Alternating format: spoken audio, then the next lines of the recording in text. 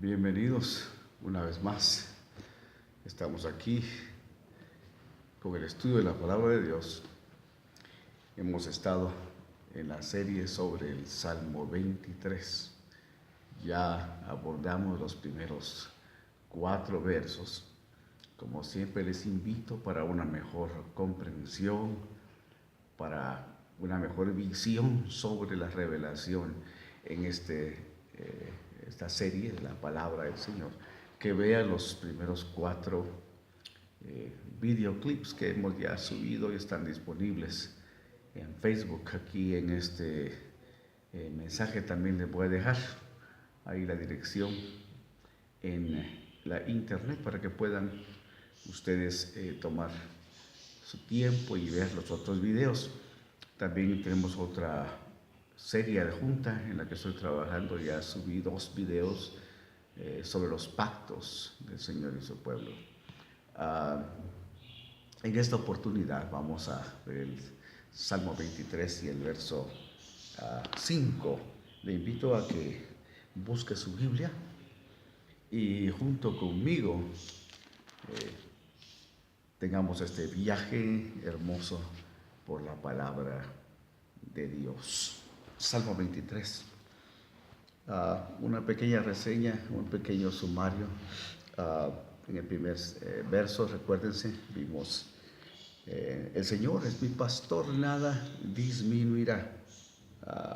Hemos estado haciendo énfasis sobre el significado, la traducción lo más fiel posible al texto original.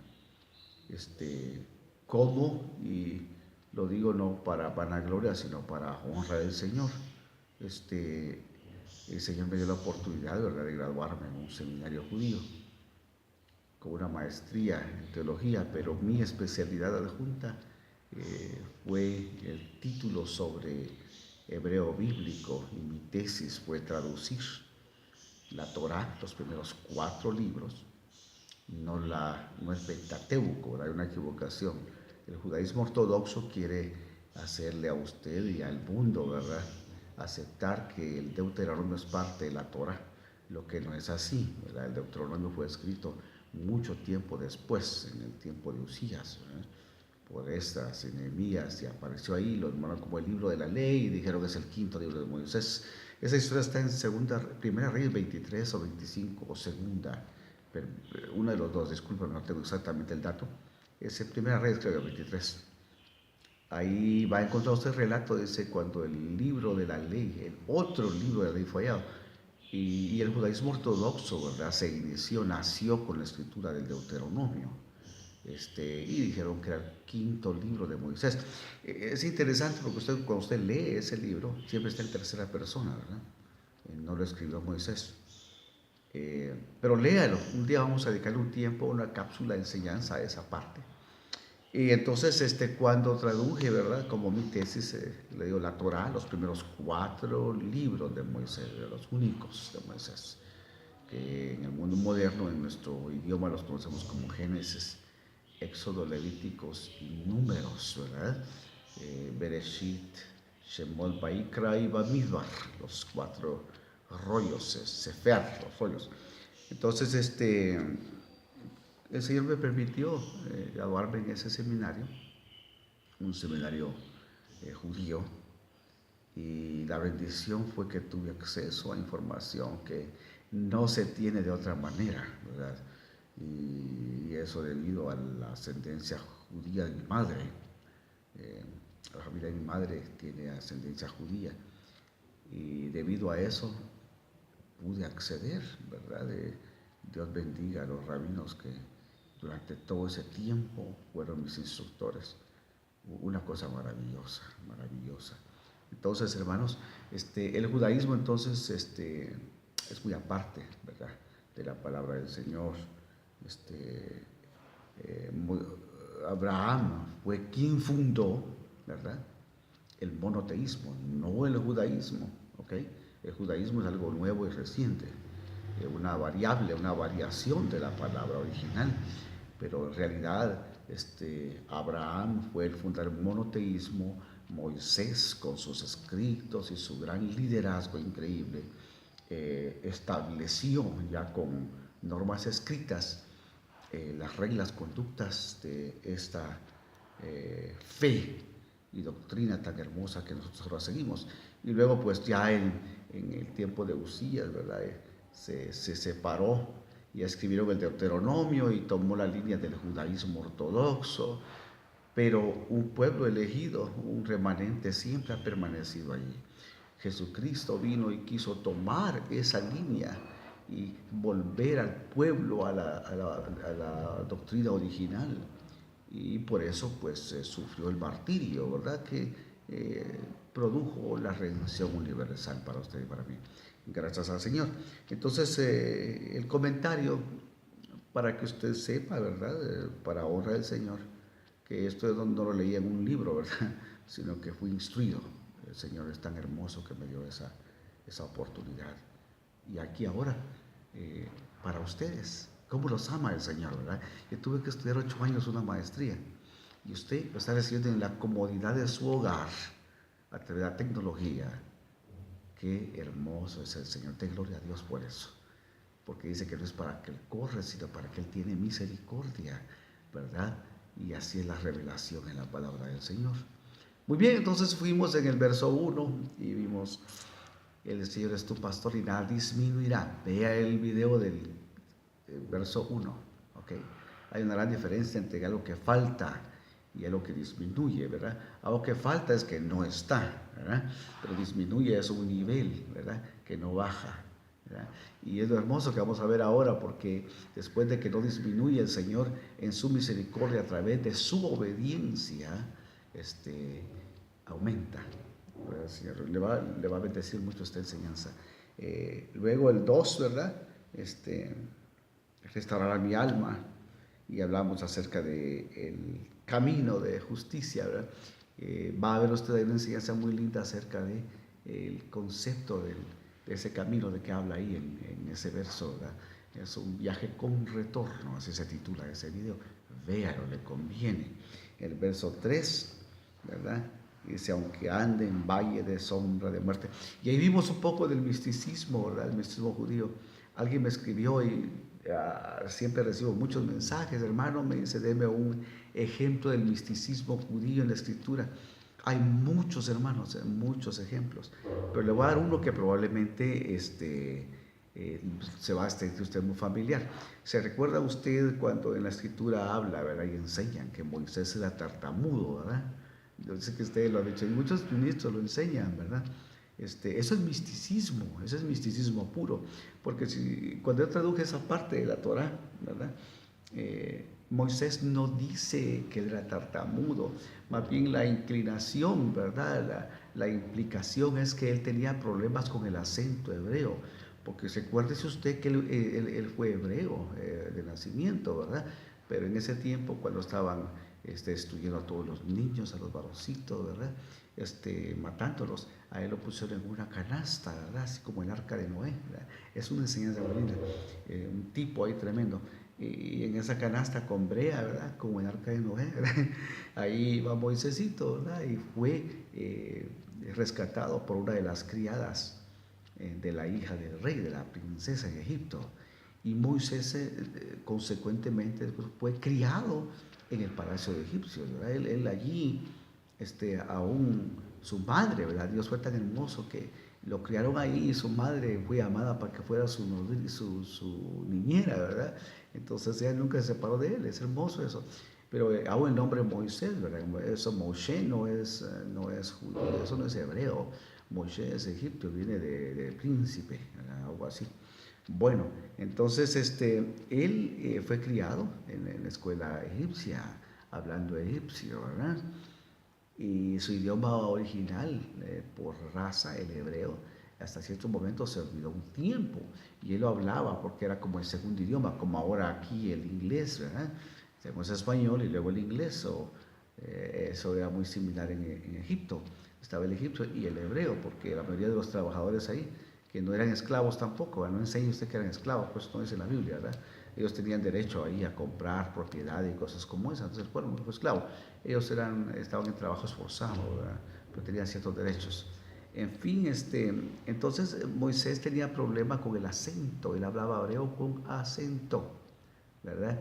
Entonces cuando él habla y le dice, tú sabes que siempre ha sido así, y yo he tenido ese problema porque yo fui criado en Egipto. Entonces, ¿de dónde viene la idea que era tartamudo? Ahora se lo voy a decir, porque usted me pidió un ejemplo, ¿verdad?, de misticismo en la palabra, y ese es muy fuerte y probablemente usted lo está enseñando, ¿verdad? No tengo nada contra eso. Pero le voy a decir dónde viene la idea que Moisés era tartamudo. Existe en los escritos judíos, en el misticismo judaico, oiga pues, el judío ortodoxo, dice que cuando Moisés estaba en el palacio, ¿verdad?, ahí con el faraón, un día lo tomó y lo puso en sus rodillas. Y Moisés, el bebé, ¿verdad?, le alcanzó la corona y se la quiso quitar de su cabeza, ¿eh? Y resulta que eso era significado para ellos, los sabios, los brujos, los hechiceros ahí, los consejeros del faraón le dijeron, eso es una mala indicación, eso significa que cuando este niño crezca va a querer quitarte tu trono. ¿Eh? ¿Qué pasó entonces? Bueno, vamos a tener que hacer esto para ver que esto no va a ser así o no, porque si el niño va a hacer eso, mejor lo eliminamos antes de que venga ese tiempo. Esto es lo que enseña acerca de por qué, dónde viene la tartamudez de Moisés. Fíjese pues. Entonces dice que pusieron dos recipientes, uno con carbones encendidos a rojo vivo y el otro con lingotes de oro, ¿verdad? Entonces le pusieron a Moisés que eligiera qué quería tomar. Y si él agarraba los lingotes de oro, tenía que ser eliminado, ¿verdad? Porque eso significaba que iba a ser un peligro para la corona del faraón. Y si él tomaba los carbones encendidos, no había problema. Miren qué dilema más no inteligente, ¿verdad? Entonces, ¿qué sucede? Viene Moisés y dice el misticismo, ¿verdad?, el que probablemente usted está enseñando sin saber. Dice el misticismo judío que Moisés, por la obra del Señor, por la misericordia y gracia del Señor, tomó el carbón encendido y se lo metió a la boca y le quemó la lengua, ¿verdad? Y entonces se le perdonó la vida, pero Moisés quedó problemas del lenguaje y que por eso era tartamudo. Así es que si usted enseña que Moisés era tartamudo, entonces está apoyando el misticismo judío, porque eso no está en la escritura, ¿verdad? ¿Dónde en la escritura dice usted que encuentra eso? No. Entonces, ese es un ejemplo del misticismo judío. Hay muchos más, ¿verdad? Hay muchos más. Pero en esta oportunidad, pues solo quise responder brevemente a su pregunta. Tal vez otro día dediquemos más tiempo a esto. Bueno, entonces vamos luego al 4, ¿verdad? Donde decía, anda en valle de sombra de muerte. Le decía, ahí vimos mucho el misticismo, ¿verdad? Criaturas, Lilith vimos un momento, y cosas así que tienen que ver con ese valle de sombra de muerte, que en el tiempo de Jesucristo ya posteriormente se tomó otra imagen, ¿verdad? Y ya surgieron los demonios, las posesiones, ¿verdad?, demoníacas y ese tipo de exorcismo pristino, ¿verdad? Entonces, eso es un ejemplo de misticismo. Bueno, el Señor es grande y su misericordia hermosa. Vea todos estos videos anteriores, tu vara y tu callado, ¿verdad? Vimos el Mishneh y la otra. Es hermoso, hermano, la palabra. Le recomiendo que vea los primeros los 4 videos para que tome una buena idea de dónde estamos ahora. Verso 5, y ya solo nos va a quedar uno más, ¿verdad? Un video más. Después del verso 6, al culminar la enseñanza sobre estos 6 versos, ¿verdad?, vamos a tomar tiempo para ir al Nuevo Testamento, para tener un balance, ¿verdad?, entre las dos secciones de la palabra. Y vamos a ver algo del Nuevo Testamento, tal vez algo de griego también. Veremos qué el Señor tiene para nosotros. El verso 5 dice, aderezarás o prepararás mesa delante de mí en presencia de mis angustiadores, mis enemigos. Satanás es muy astuto. Disculpen si oyen ruido en el background, los vecinos están construyendo, ¿verdad?, algo ahí, se oye un poco de ruido, disculpen el inconveniente. Un día tal vez el Señor nos permita dar un estudio formal, ¿verdad? Veremos qué sucede. Bueno, aderezarás mesa delante de mí en presencia de mis enemigos. unges mi cabeza con aceite, mi copa está rebosando. Fíjese que este salmo muestra, enseña un hermoso viaje del Hijo de Dios, desde conocer al Maestro, desde conocer al buen pastor, desde incorporarse e integrarse a la familia de Dios y comenzar a crecer en confianza de quien es su pastor, hacia un momento en el cual es ungido y elegido para ciertos ministerios en la palabra, ¿verdad? Y este verso es muy importante porque nos habla específicamente de ese tiempo en el cual Él viene y te unge, te elige. Y ya no solo eres comiendo, no solo comes en la casa del buen pastor, sino comienzas a producir palabra y te conviertes en un mensajero, en un discípulo, no solamente, sino un mensajero, alguien que es usado por el Señor para compartir y llevar la palabra a todo el mundo. Hay algo muy importante en esta primera expresión del verso, y se lo voy a decir. Siempre que yo enseño sobre el verso 5 de Salmos, hago una advertencia, ¿verdad? Aquí hay un arma muy fuerte para el Hijo de Dios. Cuando usted sufre adversidad, ¿cuántos de ustedes no han sufrido persecución sin haberle hecho algo a alguien? ¿Cuántos han sufrido aquellos momentos en los cuales muchas personas te desean el mal? En el trabajo te malinforman con el jefe, tratan de destruir tu reputación, y esto no solamente con extraños, sino a veces lamentablemente con familia, ¿verdad? Yo sé que cada uno de nosotros tenemos una historia que tiene que ver con este hecho, con esta situación, con este escenario. Sin embargo, en este verso existe el arma más efectiva para poder destruir esas acechanzas, para poder destruir y disipar todos esos levantamientos satánicos en contra suyo. Y hablo yo aquí de aquellas personas que viven en santidad. No hablo yo aquí de aquellas personas que sufren persecución porque son chismosos, ¿verdad? Porque se andan metiendo en lo que no les incumbe, o porque andan envidiando y se meten en problemas. Eso no es prueba, ¿verdad? Eso no es prueba, eso más bien es una consecuencia de su propio pecado o de su propio descuido, falta de sabiduría para vivir en sociedad. No, yo estoy hablando de los hijos de Dios, que siendo fieles y siguiendo la palabra en obediencia, llega un momento en el cual alguien siempre viene y quiere hacer la vida imposible. De ellos, de usted, ¿verdad? De usted que vive en santidad. ¿Cuál es el arma que el Señor nos da? Mire, le voy a decir cómo se vence esto. Cuando la palabra, le voy a explicar primero lo que es la recompensa para esta actitud, y luego le voy a decir cómo haga, cómo lo practique, cómo lo elija. Fíjese cuando dice: prepararás mesa delante de mí en presencia de mis angustiadores. Lo que hace el Señor cuando sus hijos le dejan a Él la venganza, ¿entendió? Que no toman la venganza por sus propias manos. Una vez en Campeche, precisamente, saludos a todos mis hermanos que nos vengan en Campeche, mis amados hermanos, al pequeño Silas, ¿verdad? A mi tocayo, el pequeño Silas. Decía en otro video, compartía cuando me fui de Campeche, parece que a uno de los varoncitos que nacieron después le pusieron mi nombre.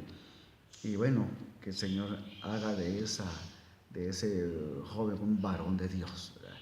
Que siga los pasos de su tocayo mayor, ¿verdad? Fíjese que en Campeche estaba una vez en la playa y me acerqué a uno de los salvavidas, ¿verdad? Y este señor, yo le pregunté, un joven, muy atlético, muy fuerte, y le pregunté: mire, joven, le digo, ¿cuál es la parte más difícil de su trabajo? Y me dijo: fíjese que casi nadie me ha preguntado eso, me dijo, casi nadie pregunta esas preguntas, pero le voy a decir, me dijo, ¿cuál es lo más difícil de mi trabajo? Y me dijo: lo más difícil de mi trabajo es cuando yo trato de rescatar a alguien de ahogarse y le pido que se quede quieto y empieza a patalear más empieza a gritar y entra en pánico. Y muchas veces, me dijo este joven salvavidas, lo que termina sucediendo es que la persona se ahoga, porque no lo deja uno que lo rescate, pero uno tampoco puede arriesgar su propia vida en morirse con él. Si él no lo permite, uno tiene que dejarlo.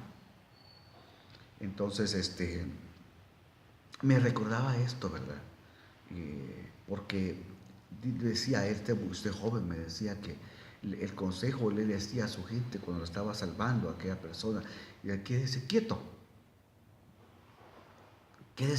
no se mueva, yo lo voy a salvar, por favor. Y aquella gente entraba en pánico, y indicaba. ¿Sabe de qué me recuerda eso?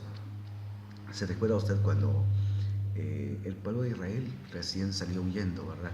Corriendo, escapando. Y dice que ahí de pronto se encuentran con el mar, ¿verdad? Yaham Suf quiere decir el mar de juncos, no el mar rojo, ¿verdad? Son enseñanzas que hay que ver. Si usted es siervo, investigue eso, es muy, muy importante. Entonces, Yaham Suf, que fue traducido como el mar rojo. Dice que estaban ellos ahí cuando de pronto ven el ejército egipcio que viene y se acampa allá en las orillas de las colinas, ¿verdad? Y se ponen ellos a protestar, ¿verdad?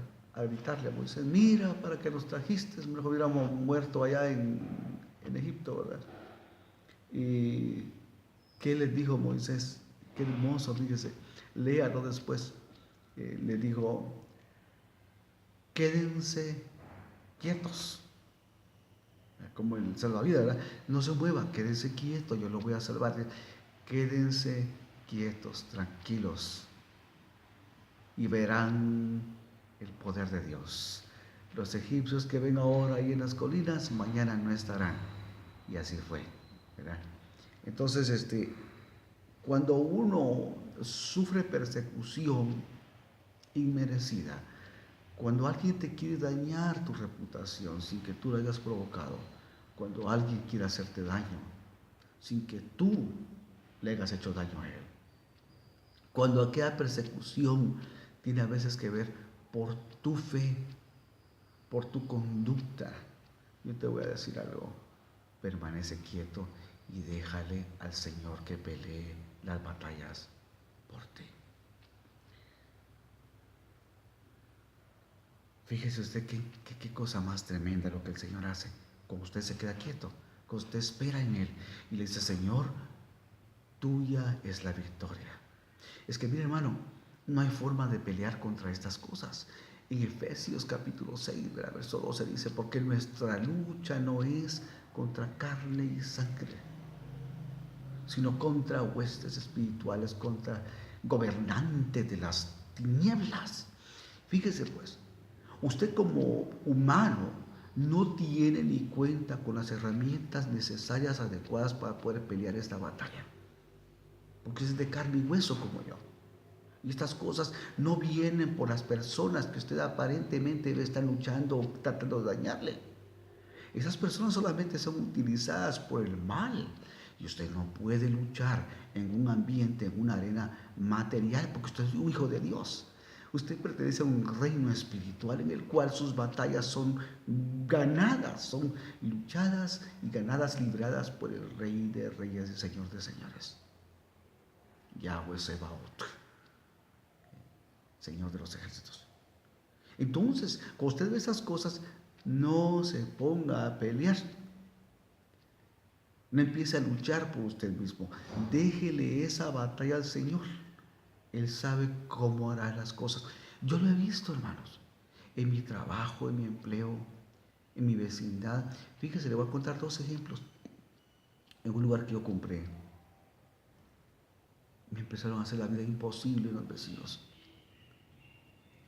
Y fue tal la situación de que me tiraban suciedad de los perros en el patio, ¿verdad?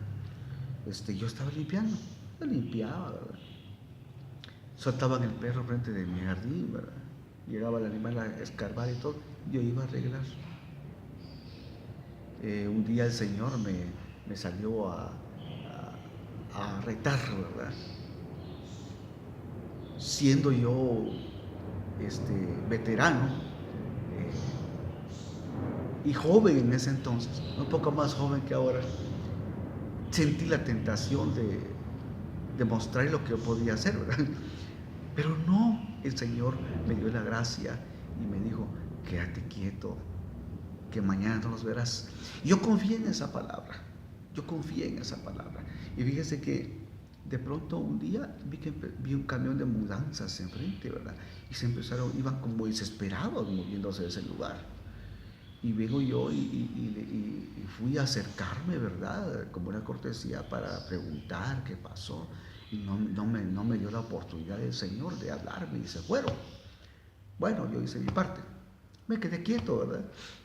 Después vi como a los 3 días que llegó, usted sabe, la empresa que combate las plagas, ¿verdad? Fíjese, hermanos, que dice que de la noche a la mañana se le llenó su casa de plaga, de unos insectos en las camas.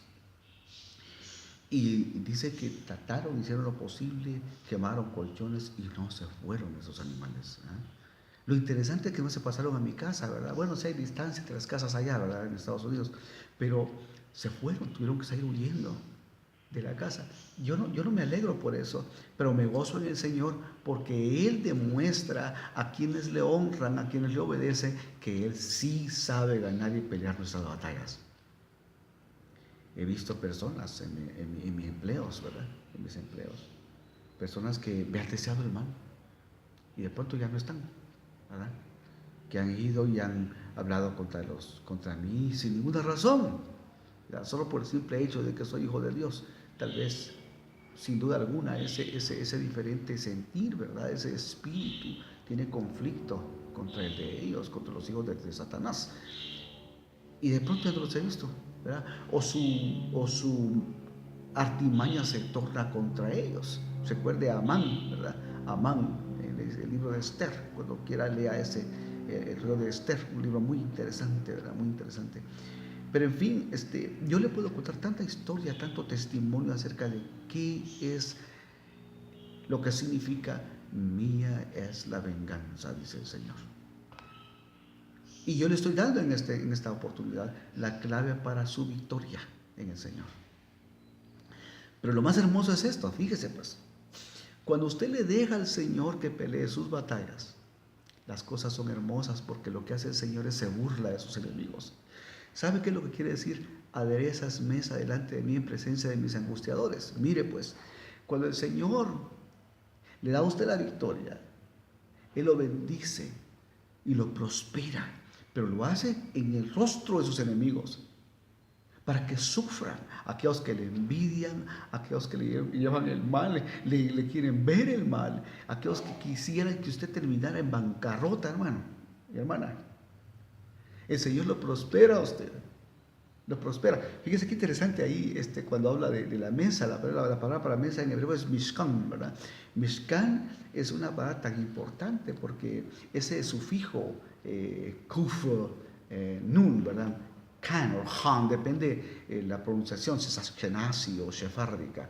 Hay 2 líneas mayores de pronunciación en el hebreo bíblico, ¿verdad? En el hebreo, una es la sefárdica y la otra la ashkenazi. La ashkenazi es aquellos que se establecieron en Alemania, por ahí, y la sefárdica es en España. Entonces hay una diferencia en pronunciación, ¿verdad? En vez de pronunciar, decir misbot, ¿verdad? A los otros dicen misbots. En fin, entonces la palabra mishkan, ¿verdad? Tiene, para mesa, tiene algo muy importante, muy interesante, porque fíjese que mishkan, en esa forma que está conjugado, en hebreo hay tiempos diferentes con los que pueden conjugar usted las palabras. En este caso podríamos aplicar un tiempo que se llama kal o nifal o kalfel. Hay diferentes tiempos de conjugación gramatical en estas palabras en hebreo. Pero en este caso, el tiempo que está conjugado implica una sola cosa. Esa mesa, ¿sabe qué implica? Prosperidad. Si hubiera estado esto conjugado con otro tipo de sufijo o de tiempo gramatical en hebreo, hubiera podido significar salud, ¿verdad? Salud o cualquier otra cosa, pero no, ahí específicamente quiere decir prosperidad económica. Fíjese pues, Mishkan, aderezas ese Mishkan, esa mesa delante de mí en presencia de mis angustiadores para que sufran. Ellos me deseaban el mal y como yo decidí permanecer en obediencia al Señor y no levanté un dedo para defenderme, le dije al Señor que me dijo, quédate quieto que los egipcios que miras hoy no estarán mañana. Tengo que glorificar el nombre del Señor. Se ha exaltado tu nombre, oh Señor. Aleluya. Baruch Hashem. Gloria al Señor. Déjele que el Señor pelee sus batallas. Yo sé que usted ha sufrido mucho. Algunos de ustedes ahorita mismo tienen lágrimas en sus ojos porque recuerdan o quizás están pasando en este mismo momento por esa persecución inmerecida que usted nunca ha provocado. Déjeme decirle, el Señor está aquí para pelear su batalla. Su lucha no es su lucha, désela al Señor. Quédese quieto, espere en Él, que el alba de un nuevo día viene ahí a la vuelta y usted verá a sus enemigos bajo el estrado de sus pies. ¿Por qué? Porque Él lo va a hacer. Él va a aderezar, va a preparar una mesa y aquellos que le desearan el mal, que le deseaban la bancarrota, la destrucción, van a llorar y van a sufrir porque lo van a ver sentado a la mesa del Rey. ¡Qué hermoso! A mí me ha pasado. ¡Qué lindo es el Señor! Es cuestión de prioridad. Obedezca al Señor. Aderezarás mesa delante de mí en presencia de mis angustiados. El sufijo también en Mishkan, ¿verdad? Ese sufijo, no el prefijo, ¿verdad? Prefijo es aquel componente gramatical que va antes, ¿verdad? Y el sufijo va después. Fíjese que ese sufijo también tiene que ver con el tabernáculo. Había un templo y un tabernáculo, ¿verdad? El tabernáculo era la estructura movible, ¿verdad? Y el templo la estructura estable, allí por Salomón. Pero el tabernáculo también, ¿verdad? El tabernáculo tenía la palabra de hebreo para el tabernáculo también tiene ese sufijo. Y lo tiene porque ese sufijo, wow, gloria al Señor, gracias Señor. No se da cuenta, pero cuando fluye, ¿verdad? Viene el Señor y te revela cosas que usted está disfrutando de primera mano. Qué lindo es el Señor. Fíjese pues, Mishkan, el sufijo también implica algo temporal, como el tabernáculo, ¿verdad?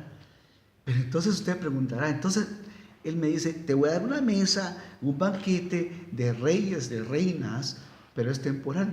¿Por qué? Pero mire, lo hermoso de esto es el siguiente estatuto. Es temporal porque lo que viene después es mejor. La prosperidad económica que el Señor ofrece allí, delante de sus enemigos, solamente es el principio. Porque ¿qué sigue después? ¿Qué dice?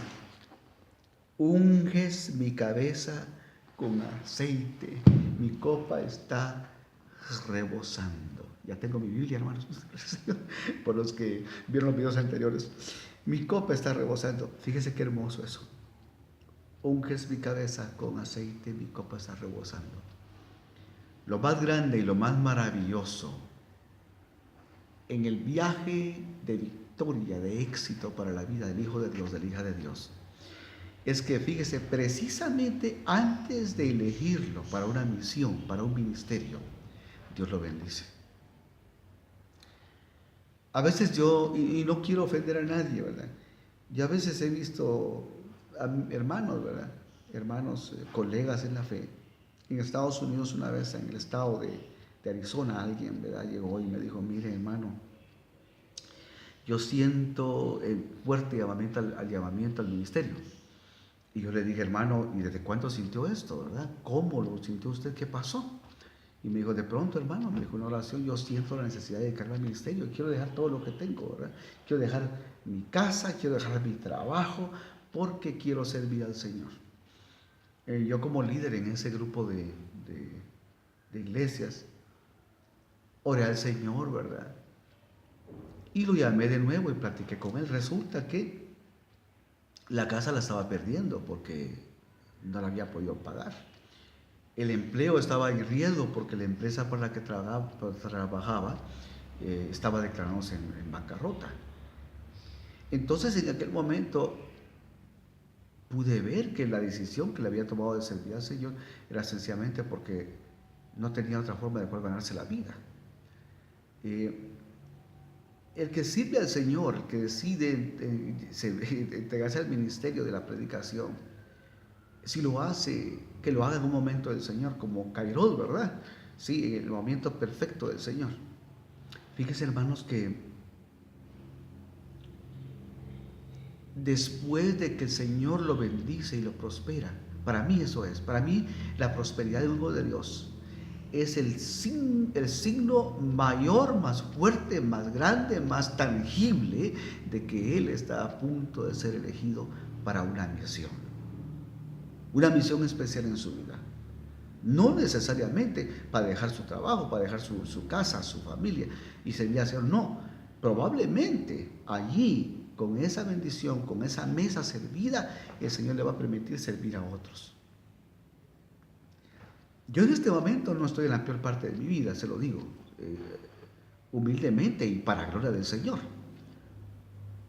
Sin embargo, si el Señor me llamara a mí y me dijera, mira, que yo lo compruebe en mi corazón, ¿verdad? A través de un segundo confirmación del siervo de Dios, y me diga, mira, hermano, el Señor tiene una iglesia, una congregación para usted, va a dejar su trabajo, va a dejar su casa, va a dejar todo, ¿verdad? Menos su esposa, porque esa es la chinita, yo me la llevo donde quiera, ¿no? Va a dejar todo para servir al Señor. Yo lo dejo, hermano. No me cuesta ni me pesa nada, ¿verdad? Pero esa parte de la palabra, aderezarás mesa delante de mí en presencia de mis angustiadores, es el preámbulo para un hijo de Dios que le dice, estás listo para servir. Estás listo para comenzar tu misión dentro del cuerpo de Cristo. Apóstol, profeta, maestro, evangelista. Amén. Operaciones, ministerios. Hermanos amados, el ungir la cabeza de alguien con aceite es algo muy especial. Unges mi cabeza con aceite. El ungimiento casi siempre es el reconocimiento público de Dios a un varón o a una mujer, ¿verdad? De un lugar en el ministerio, un lugar en el reino de los cielos. En el reino de Dios ya estamos, pero en el reino de los cielos. O sea, esa mesa preparada es el preámbulo para servir en el reino de los cielos como líderes. Y el Señor es tan maravilloso, hermanos, que cuando alguien es elegido después de la prosperidad, de la amplia y tangible, visible mano del Señor, reconociendo a aquel varón, a aquella mujer, a aquella familia, ¿verdad?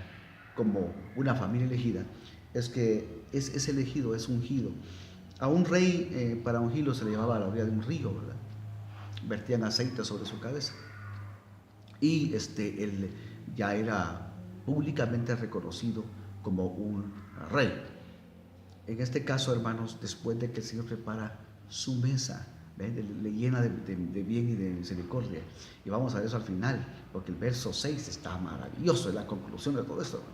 Entonces, cuando Él hace eso, hermanos, y le unge, le separa, le prepara para el ministerio. Pero hay otra sección adelante todavía donde habla acerca de la copa, ¿verdad? Mi copa está rebosando. Rebosar significa derramarse por las orillas, ¿verdad? Cuando usted es elegido por el Señor como siervo, como rey, como maestro, esa copa del vino, ¿verdad? Del vino del Espíritu, ¿verdad? Porque hay autoridad, hay unción, poder. Ese poder, hermano, rebosa a tal grado que usted comienza a bendecir a aquellos que están alrededor suyo. Fíjese pues entonces la secuencia de bendición. Aderezas mesa delante de mí en presencia de mis angustiadores. Unges mi cabeza, me eliges públicamente, me presentas en la función que tendré en la familia de Dios en el reino de los cielos. Y mi copa está rebosando, porque la abundancia de tu revelación, de la profecía, la palabra, todo ese gama hermosa de misterios revelados a través de la unción del Señor es tan grande que alcanza a todos los que están a tu alrededor. Yo me gozo en el Señor por el Salmo 23. Yo sé que muchos de ustedes no habían tomado ese salmo de esta manera, pero esa es la revelación del Señor, ¿verdad? Yo sé que muchos de ustedes todavía andaban en aquel tiempo, ¿verdad? Limitado, donde solo miraban ovejitas caminando. Ay, qué bueno es el pastor, ¿verdad? Sí, nos cuida y nos guarda. Pero se da cuenta usted, cuando hay revelación y unción, los misterios que revela. Y dice que es para que aquel quien lo quiere revelar. O sea que usted ahí sentado viendo esta enseñanza ha sido elegido por alguna razón en conocer estos misterios. Él quiere llenarlo.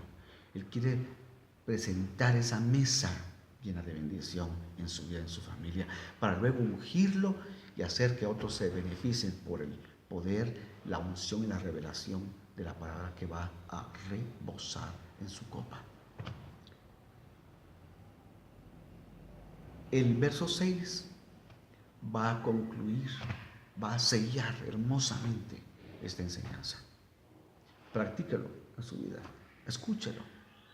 Siéntese ahí en su casa, reúna a su familia, conecte su aparato, su laptop a su televisor y véanlo ahí. O ponga sus audífonos para oírlo mejor, hasta que se grabe lo que el Señor quiere decir con usted, el mensaje que tiene a través de esta enseñanza. El Señor esté con usted. Un abrazo a todos, enorme. Bendiciones en el Señor. Lo mejor de mis bendiciones, lo mejor de mis deseos y el más grande de mis exhortaciones. Recíbala en el Señor, sea fiel, vaya y practique la palabra de Dios. Hasta la próxima, cuando estaremos en el verso 6. Amén y amén.